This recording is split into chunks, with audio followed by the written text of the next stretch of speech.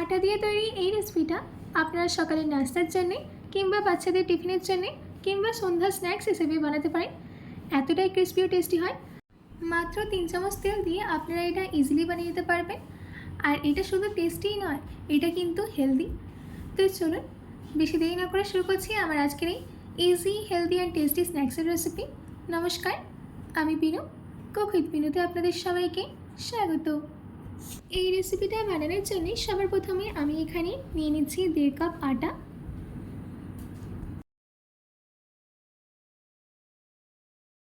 এবার এর মধ্যে অ্যাড করে দিতে হবে 1 ছোটো চামচ নুন, দিচ্ছি 1 ছোটো চামচ চিলি ফ্লেক্স, 2 চামচ সাদা তিল, আর সব শেষে দিয়ে দিচ্ছি কিছুটা ধনেপাতা কুচি। এবার এই সব ইনগ্রিডিয়েন্টসগুলোকে আটার সাথে ভালো করে মিশিয়ে নিতে হবে।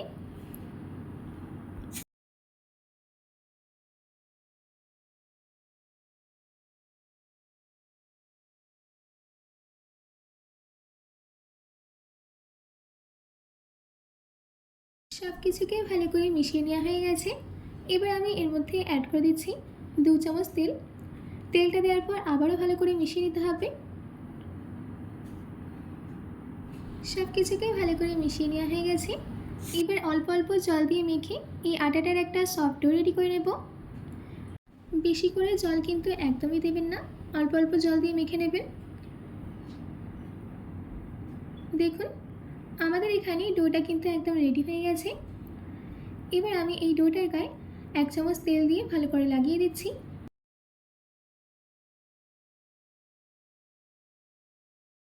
এবার এই ডোটাকে ঢাকা দিয়ে 15 মিনিটের জন্য রেস্টে রেখে দেব। ততক্ষণ আমরা একটা স্টাফিং রেডি করে নিচ্ছি। তার জন্য একটা চপার নিয়ে তার মধ্যে দিয়ে দিচ্ছি কিছুটা গাজর, দিচ্ছি একটা কেটে রাখা ক্যাপসিকাম, দুটো মিডিয়াম সাইজে কেটে রাখা পেঁয়াজ, ঝালের জন্য 4টে কাঁচা লঙ্কা, আর দিচ্ছি 10 কোয়া রসুন। এবার আমি এটাকে ভালো করে চপ করে নেব। আপনাদের কাছে যদি এরকম চপার অ্যাভেলেবেল না থাকে তাহলে আপনারা এখানে ছুরি ব্যবহার করতে পারেন।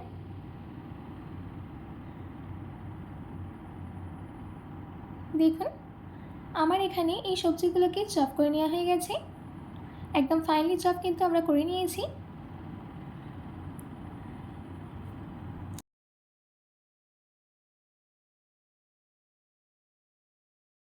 এবার এই চপ করে রাখা ভেজিটেবলগুলোকে একটা বোলের মধ্যে ট্রান্সফার করে দিচ্ছি। তারপর এর মধ্যে অ্যাড করে দিতে হবে আমাদের গ্রেট করে রাখা পনির,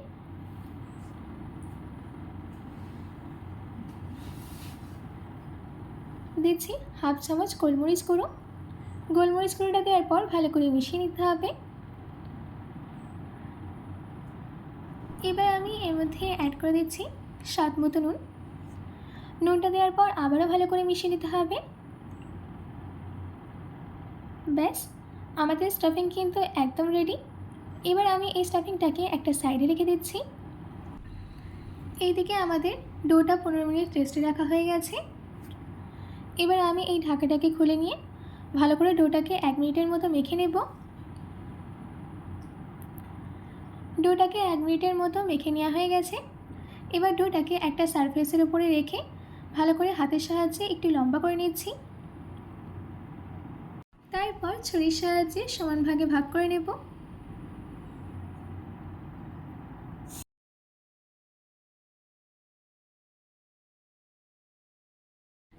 আমার এখানে 1.5 কাপ আটাতে 4টে রুটি রেডি হবে।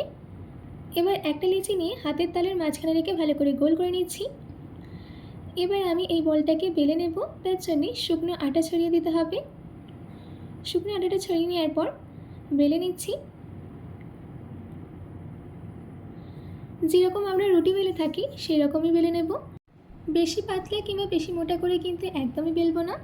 দেখুন আমাদের এখানে রুটিটা কিন্তু একদম রেডি হয়ে গেছে। থিকনেসটা দেখেই বুঝতে পারছেন যে আমি কীরকম বেলে নিয়েছি। এবার ছুরির সাহায্যে এই সাইডগুলোকে কেটে নিতে হবে। একটা স্কোয়ার শেপ দিয়ে কেটে নেব। এবার এক্সট্রা পোর্শনগুলোকে বের করে নিচ্ছি।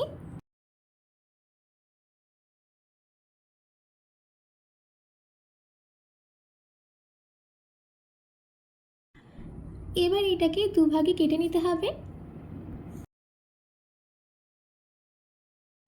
দুটো ভাগেই 1 চামচ করে স্টাফিং দিয়ে দিচ্ছি।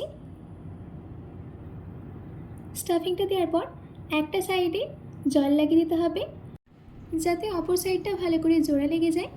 এবার আমি এইভাবে মুড়ে দিয়ে আঙুলের সাহায্যে সাইডগুলোকে ভালো করে চেপে দেব। ব্যাস, আমাদের এখানে রেডি হয়ে গেছে। এবার আমরা স্ন্যাক্সগুলোকে রেডি করে নিচ্ছি। তার জন্য প্যানের মধ্যে আমি 3 চামচ তেল গরম করতে দিয়েছিলাম।